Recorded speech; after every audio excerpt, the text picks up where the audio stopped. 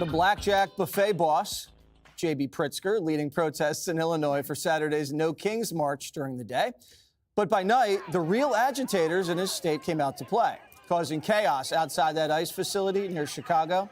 At least 30 protesters arrested for rioting. President Trump's not giving up on restoring order, vowing to save Democrat cities.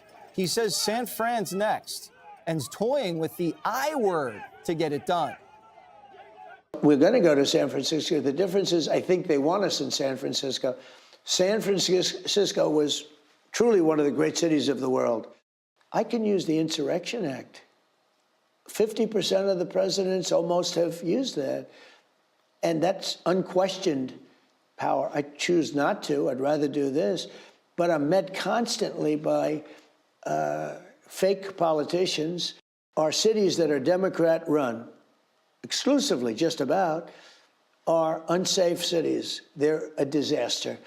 And I'm going to save the cities. Speaking of San Francisco, billionaire Salesforce CEO Mark Benioff caving to the left, issuing an apology after suggesting that President Trump should send National Guard troops to San Francisco. What's up with this guy, Greg?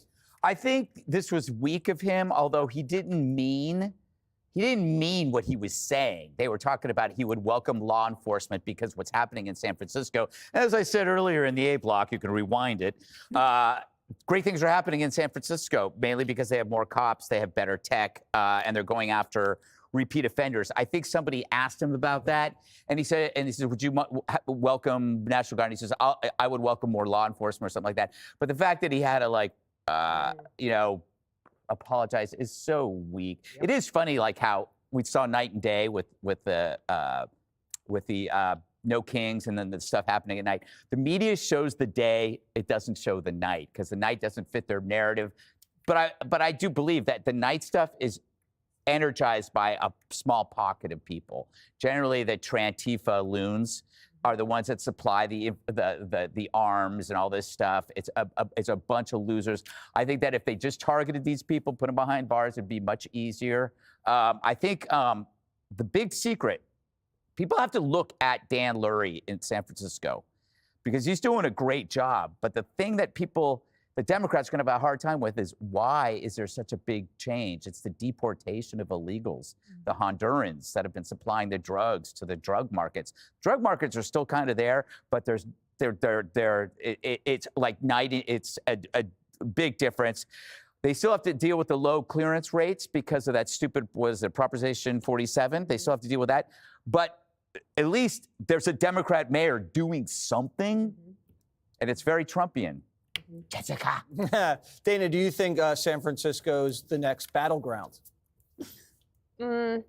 Well, no, I don't necessarily think so, partly because of the leadership that's there. If you think about Muriel Bowser, that wasn't really a battleground. Muriel Bowser, the mayor of D.C., was like, you know what? Actually, I could use the help. Thank you very much.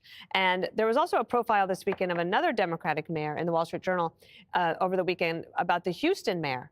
He's a Democrat. He runs a huge city. And he basically is like, why does everybody want to fight? I just want to I love this guy. He wants the scooters off the sidewalks. Ugh. He wants the loud music to stop in the neighborhoods. And he just wants crime to go down. He's not looking to do anything except for cooperate. What? Who decided on the scooters? They've ruined every city. I know, and he wants to get rid of them, so I'm for that. And I wish that, so I don't know if San Francisco's mayor, he might be a little bit different than Muriel Bowser, but because he is taking actions in order to already make things better, he could actually say, look, here's a blue city that's working. You could follow my lead if you wanted to, like in Chicago, where they're not. Benioff, I'm frustrated that I see so many people like the woman we talked about last week, Abigail Spanberger down in Virginia. Yeah, Spanberger. These are Democratic leaders who principally know what they're thinking, and Benioff is an extremely successful businessman, and he happens to be a progressive who said what he meant in the moment. And his staff and his consultants are so concerned that he doesn't know what he's doing that they make him issue this groveling apology that makes him look weak. And he's not a weak person inherently, but I don't think that if given a second chance, I don't think he would have done that. I think he would have said, I stand by my words. I want a safe city. They have a huge conference there. He needed it to be a success. Jessica T. I agree about San Francisco, and an element of what Daniel Lurie, the mayor, is doing there is he does a ton of social media as well. He's running a very transparent administration. He's riding around on the trolleys, showing everyone what's going on. And he doesn't do a lot of external media. He does it himself, so he can speak for himself. I hope that he'll do more interviews because I think that he's a great. What are you mad at? That's a concept. What? Which one? I don't know, doing social, I mean, what? No, like, I'm talking, it's crime, immigration. It's not about social media. Well, I'm just bored by this. That's all. Why did you only get bored when I started talking? No, but I mean, it's like, why is it about social media? Well, it's about being, according to Trump and everyone who defended him, it's about being transparent about everything that you're doing and putting it all out there. And instead of behind closed doors, like, did we have a dead president for 4 years? I think you told me that we did. Yeah, we did. Anyway, so I get it. Obviously, the agitators at night, it looks very different than what's going on during the day. But you still are not going to change the fact that majorities of Americans oppose deploying the National Guard and that Donald Trump is double digits underwater on immigration. And 60 Minutes had two interviews that I think are really important in this discussion. The first with NYU law professor and the co-editor of Just Security, Ryan Goodman, who talked about the hundreds of lawsuits filed against the government that they've sifted through. They found over 35 cases in which the judge specifically said what the government is providing is false information, including false sworn declarations time and again. And that's coming up in a lot of these rulings, that what the Trump administration is saying is, quote unquote, untethered to the facts. And then there was the DOJ whistleblower, the guy who came out, and I know you love talking about Andre Hernandez, the gay hairdresser that you don't care about so much. But this is the guy who was told by a superior that he had to falsify information about Kilmar Abrego Garcia. He said he was told that he had to say he was an MS-13 gang member and terrorist. And he said it's not factually correct and I would not do it. And he ended up leaving the DOJ.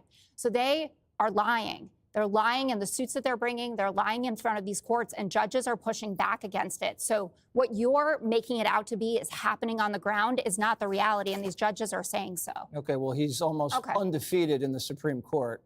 Well, So- the he also got a handpicked win court that today will do as well anything. in Well, Portland. but the non-Trump appointed judge on the Ninth You call it Circuit handpicked. said You mean still handpicked? political You mean theater, they and nominated still them and then they lost. were affirmed? The National That's Guard the is same allowed thing to go into handpicked Portland. when a Democrat appoints people, Jessica. Yeah, the National Guard is allowed to go into Portland, which is what the Knights, to protect federal buildings and federal Breaking news, review of it. Jessica. So that's another win it's for in the my president notes. I on know the it broke. law and order. But I've been saying for months that the Democrats should work with Trump on this issue of crime and neutralize it as a political issue. People don't want their streets to be running with criminals. They want safety. It's clear from the people at these No Kings protests that they like to live in safe neighborhoods and they don't ever venture into the same places that they claim they're standing up for. On the issue of illegal immigration and how it's related to crime, Kristi Noem, DHS secretary, announced today they've arrested 480,000 criminal aliens just since the beginning of the year. That's like a small city of criminals. So it really proves the point that for years we've been told that illegal immigration has nothing to do with crime, when in fact we are finding out that it's actually the undercurrent of a lot of this violence that is happening in New York and Chicago. And we've actually known this dirty secret for a long time, but Democrat politicians were willing to say, it's okay, nobody really cares about the inner city. We're just going to allow this crime to happen. Someone's getting a kickback. There's a lot of corruption happening. And they've allowed it to go on and on. Now the administration is taking care of it. On Benioff saying, maybe the National Guard should come into San Francisco, that's great. He's standing up for his business and the people who work for him. And they have a stake in the city being safe because they want talented, qualified people to come work for them. However, when it comes to the left, Trump is saying, we're not only going to protect people who work in high tech and who are making a lot of money and who are participating in commerce in the country, we're going to protect everybody, whether you're rich and you have a good job or whether you're poor and you're living on a street where the criminal has been running the show for decades. We are standing up for everybody. We want to make everyone safe. And that's why he's taking on all these big city Democrats who just seem to want to protect certain people in their cities, but not everybody. Let's bring in Victoria Coates, former Deputy National Security Advisor under President Trump, now National Security and Foreign Policy Vice President at the Heritage Foundation. And Victoria, as we talk with you, we are looking at our screen at live pictures of Joint Base Andrews, where the Vice President, J.D. Vance, has just arrived. He is on his way to Israel as well to join Steve Witkoff and Jared Kushner. The Vice President said there's going to be fits and starts, as he put it. In your perspective, Victoria, the ceasefire, can it hold in the current place that we're in right now with the violence we just saw? Well, good afternoon, Aisha. Good to be with you. Yes, I think that's absolutely correct. We're in this pattern right now of sort of 2 steps forward, 1 step back. That is typical of dealing with a group like Hamas. They're liars, they're terrorists, they're not fully in control of the situation. Their leadership has been completely devastated over the last 2 years, if they ever really had any at all. So it's not surprising that they can't make this work like clockwork. On the other hand, the Israelis are also acting with restraint.